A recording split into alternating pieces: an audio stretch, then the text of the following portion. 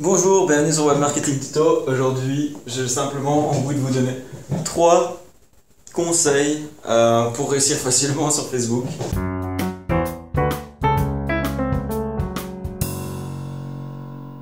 Simplement, le but est vraiment 3 conseils ultra rapides, mais qu'il faut garder en tête pour avoir des posts efficaces et continuer à générer du contenu utile pour votre audience. Premièrement, j'en ai déjà parlé, c'est le ni trop peu.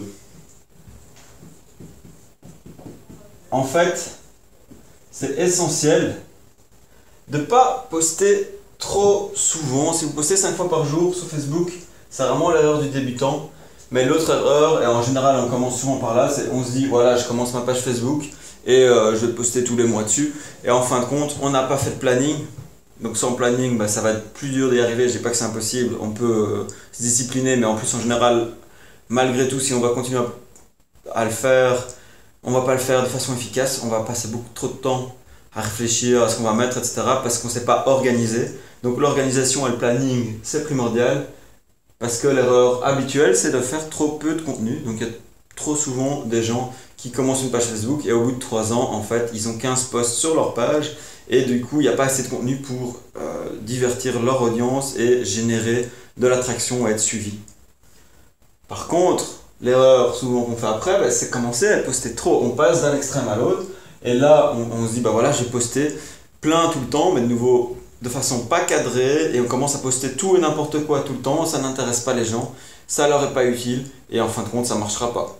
Donc, il vaut mieux poster 3 fois par semaine de façon plus ou moins régulière et des posts à valeur ajoutée pour les gens. J'arrête pas d'en parler, mais voilà, le What's in it for me, qu'est-ce que ça leur rapporte. Donc réfléchir, qu'est-ce que vous apportez aux gens dans vos 3 posts par semaine, et varier les types de contenus. On en a parlé dans d'autres vidéos, mais c'est faire justement des vidéos, des images, des questions avec les gens, engager votre audience, faire des concours, parler de citations, enfin tout ça.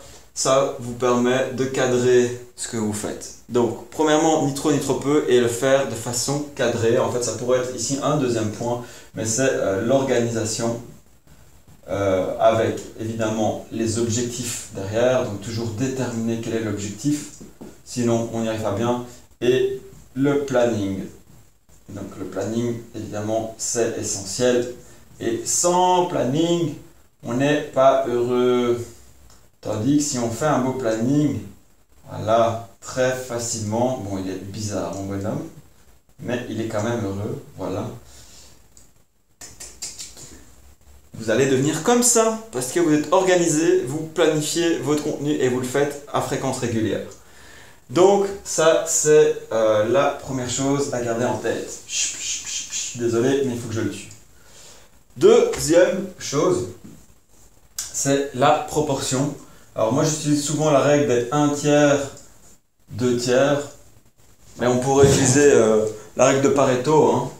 20-80, ça marche aussi, mais c'est peut-être un peu exagéré dans ce cas-ci. Mais il faut en fait parler maximum du temps, je vais dire 1 tiers, on ne va pas prendre le 20-80, mais 20% du temps vous parlez de vous, 80% du temps vous parlez à votre audience de ce qui l'intéresse elle, de ce qui est utile pour elle, et vraiment vous leur ramenez des astuces et des choses qui les intéressent. Donc ça peut être des astuces d'utilisation de vos produits, ou si vous êtes une GoPro, vous regardez GoPro, c'est ça qui est super bien marché. Ils ne commencent pas à parler de leur caméra et de leurs features et de toutes les caractéristiques et pourquoi c'est la meilleure caméra, etc. Non, ce qu'ils ont fait, ils ont explosé grâce à YouTube, c'est ça qui les a fait connaître, et comment ils ont mis plein de vidéos super divertissantes d'activités qui intéressent les gens.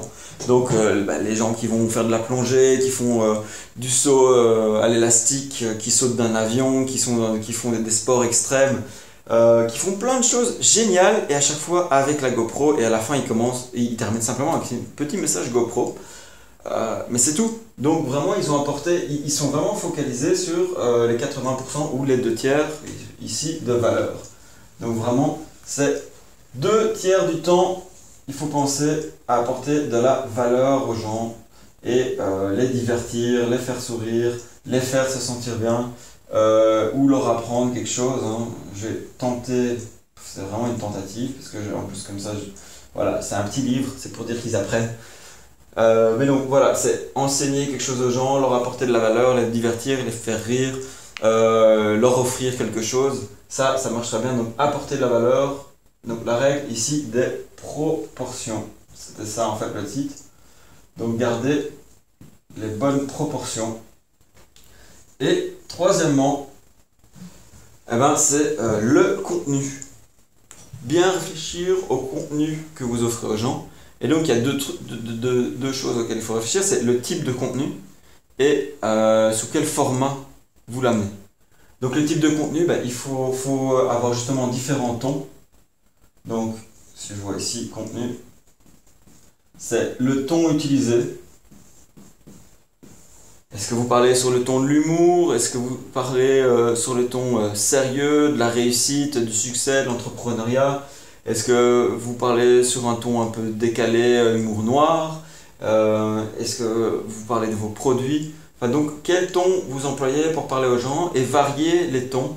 Donc, ici, bah, on va avoir 3 posts par semaine. C'est bien d'avoir un post par semaine qui va être humoristique, par exemple. Un post par semaine qui va être didactique et enseigner quelque chose aux gens. Et un post par semaine qui va susciter la curiosité, par exemple. 3 types de tons différents. Et dans votre planning et dans votre site, bah, c'est bien utiliser ce type de tons. Et qu'est-ce que je voulais dire d'autre? Bah oui, c'est le format utilisé de nouveau. Est-ce que vous utilisez des vidéos, des images? Est-ce que vous utilisez des petites gifs, des animations? Est-ce que dans les types de vidéos, il y a différents types de vidéos de nouveau? Est-ce que c'est un screen share où vous faites une copie d'écran, enfin vous montrez ce que vous faites à l'écran? Est-ce que c'est une vidéo face au tableau comme je fais en ce moment? Est-ce que c'est une vidéo plus je me balade dans la ville et je montre ce qui se passe dehors? Donc voilà, les contenus, donc le type de contenu et le ton utilisé dans ce contenu. Donc voilà, Facebook facile, en fait c'est très con de réussir sur Facebook, mais il y a peu de gens qui y arrivent parce que soit on n'a pas bien cadré les choses, soit on réfléchit aux mauvaises choses et on part dans tous les sens. Et donc voilà, 3 astuces, j'espère qu'elles vous sont utiles. N'hésitez pas à me dire ce que vous en pensez en commentaire. Est-ce que vous avez déjà appliqué certains de ces ratios-là? Et si vous utilisez d'autres ratios ou d'autres types de contenus, ou si vous avez fait des erreurs ici et que vous avez corrigé le tir, partagez-le, ça me fera super plaisir de l'entendre et ça va vraiment m'intéresser. Mais en plus, ça peut intéresser plein d'autres gens qui se baladent sur YouTube ou sur Web Marketing Tuto.